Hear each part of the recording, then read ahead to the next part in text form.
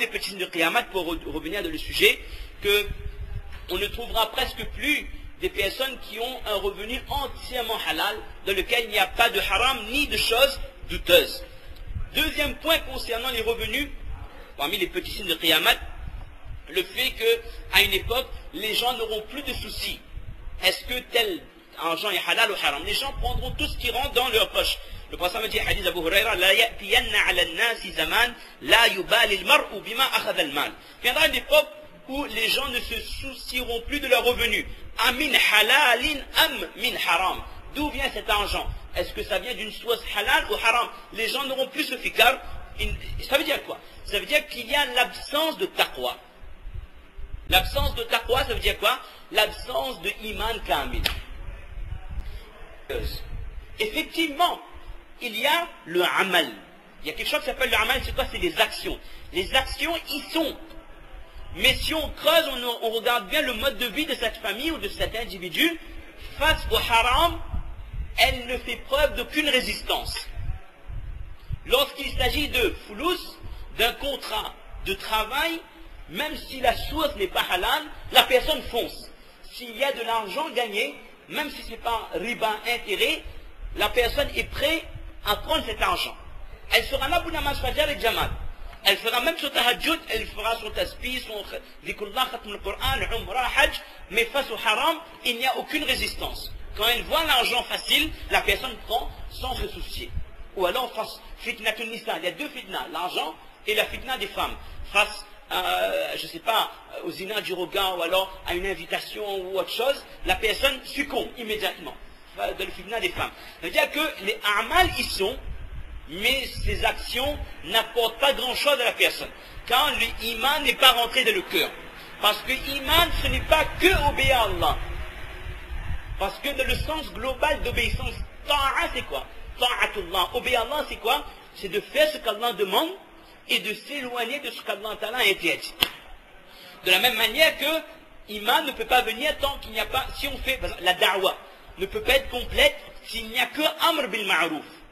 Si on ordonne le bien, mais qu'on n'interdit pas le mal, la da'wa n'est pas complète.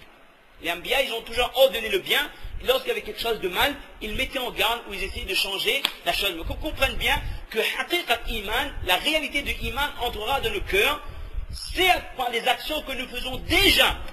Tout le monde parmi nous, alhamdulillah, on fait 5 salats avec Jamal. Mais tant qu'on n'arrivera pas à un degré où tout ce qui est dit que t'es haram, on s'en éloigne totalement et définitivement, le iman n'entrera jamais réellement dans le cœur. Et c'est ça la grande épreuve. Lorsque Jibril a vu l'enfer, il a dit il a juré qu'aucun être humain ne pourra échapper à l'enfer. Pourquoi? Quand il a vu tous les harams, tous les plaisirs qui emmènent vers l'enfer, et comme il connaissait la faiblesse de l'homme, il s'est dit que jamais un être humain, avec sa faiblesse, ne pourra résister à ces tentations, l'argent, etc., etc.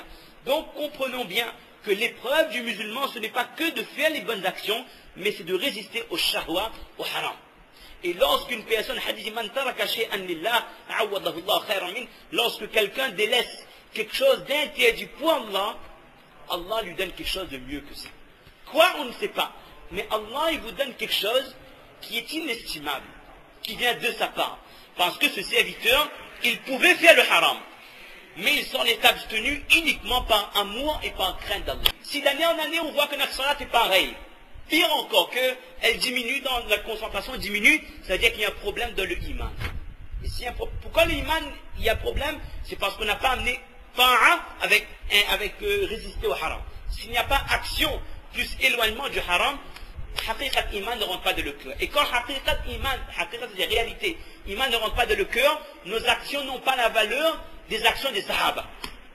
Et ces actions n'apportent pas ce que l'action est censée apporter aux musulmans comme il l'a apporté aux sahaba. C'est un peu compliqué, mais je suis sûr que vous avez entièrement compris. Donc dernier point, et puis pour le commerce, on laissera ça pour la prochaine fois. Manja a fait avec le riba, le prophète m'a dit, la ya'tiyanna ala an-nasi zaman, la yabqa minhum ahadun illa akala riba. Il viendra une époque où tout le monde consommera du haram. Où il n'y aura pas une personne qui ne consommera pas du riba. Et dans d'autres versions, il dit que si la personne ne prend pas directement le riba, les effets, il y a des traces de riba aussi dans ses revenus. Même si ce n'est pas directement, il y a des traces par des transactions passées par mille et un chemins, ce qui fait qu'il y aura quand même un pourcentage de haram dans ses revenus. Nasallallahu al-afia. Et regardez Iman. C'est qui l'homme qui a le plus grand Iman sur la terre? C'est qui? Après le passage, c'est qui? Abu Bakr. Parce qu'on a dit que si on prenait on prenait une balance, on mettait dans un, on a déjà dit ça 40 fois peut-être, si on mettait dans un côté de la balance le iman de Abu Bakr as-Siddiq, et de l'autre côté on mettait le iman de tous les êtres humains qui sont venus sur la terre, à l'exception des Anbiya, le iman d'Abu Bakr pèserait plus. Subhanallah. Regardez Abu Bakr comment il avait. Ça c'était quelqu'un d'exceptionnel. Et regardez sa taqwa, c'était quoi? Une fois, il avait consommé une bouchée de nourriture. Pas une bouchée. Et je ne sais plus si c'était une date ou je ne sais pas quoi. On avait dit à Abu Bakr, ça c'était pas halal pour toi. Abu Bakr, il a essayé de se faire vomir, mais il n'arrivait pas. Il essayait. Ça m'a dit à Abu Bakr, mais qu'est-ce que tu fais pour une bouchée? Tu vas peut-être mourir à force d'essayer de te faire vomir. Et là, Abu Bakr a dit que le prophète m'a dit que un jassad, un corps qui est nourri, min suhtin fannaru awlabi, un corps qui est nourri, donc constitué de haram, le feu est wajib awla. Le feu a la priorité sur ce corps. Et puis il a dit que même si cette nourriture sortira avec mon ruh, si pour faire sortir cette nourriture, il faut que mon ruh également, mon âme sortira, mais cette bouchée de nourriture haram ne restera pas dans mon corps. Ça c'est Abu Bakr as-Siddiq. Il avait compris qu'une bouchée de haram, c'était quoi? Les conséquences. Je dis, regardez notre mode de vie, notre mode de consommation. Qui parmi nous, Inch'Allah pas de ce magis, mais combien de musulmans ils peuvent se dire, ils peuvent dormir le soir, tout en sachant que je n'ai pas d'emprunt avec la banque, ni j'ai une voiture à crédit, ni j'ai des meubles à crédit, ni j'ai telle chose. Ça c'est extrêmement rare. Et celui qui est dans ce cas, qu'il remercie Allah et qui demande à Allah de lui donner toujours qana'a, de lui donner autosatisfaction de ce qu'Allah Ta'ala lui a donné. Pour ça, on a dit ce hadith, un voyageur, il est dans le désert, dans le voyage, dans la difficulté, il lève ses mains, oh Allah, oh Allah, oh Allah. Pour ça, on a dit qu'il demande à Allah.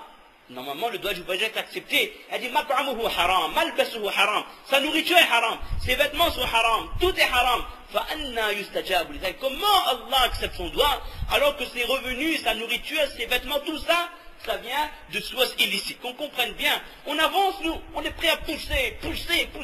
Ramzan, pousser. Dans 27e, fait péter. Depuis, si on pouvait faire bayan jusqu'à Tahajjud, Zikrullah, Tahajjud dans Masjid, des grandes chants, il y a des gens qui seront là. On est prêt à tout. Dans les grandes nuits, on est prêt à tout. 15 Chaban, là, c'est tout le monde des mouftis, là. Tout le monde est prêt à faire le maximum de ibadat. Faire des ibadat, c'est quelque chose. C'est bien, alhamdulillah. Mais tant qu'on ne s'abstient pas du haram de le même temps, on n'avance pas. Et dans le din, si on n'avance pas, on recule. Dans le iman, si le iman ne progresse pas, automatiquement, il va reculer. Qu'Allah donne un tawfiq de comprendre ces quelques paroles et qu'Allah nous donne la compréhension de haqiqatul iman. Réalité de iman et qu'Allah fasse naître en nous et augmenter la crainte d'Allah. Ça c'est important. Celui qui a la taqwa Allah, il a tout compris, il est sauvé. Parce que lorsqu'une tentation, lorsqu'il y aura une proposition haram, lorsqu'il y aura une tentation, elle se dira toujours qu'Allah me voit. Et je ne peux pas désobéir à Allah, ça c'est la taqwa. An taj'ala baynaka wa bayna ghadab Allah hijab. Taqwa c'est quoi? C'est une citation simple. Les ulama dit que c'est de mettre un voile, une barrière entre vous et la colère d'Allah. C'est-à-dire ne jamais se mettre dans une situation où Allah serait mécontent de nous. Allah t'a donné le tawfiq de comprendre, de faire amal.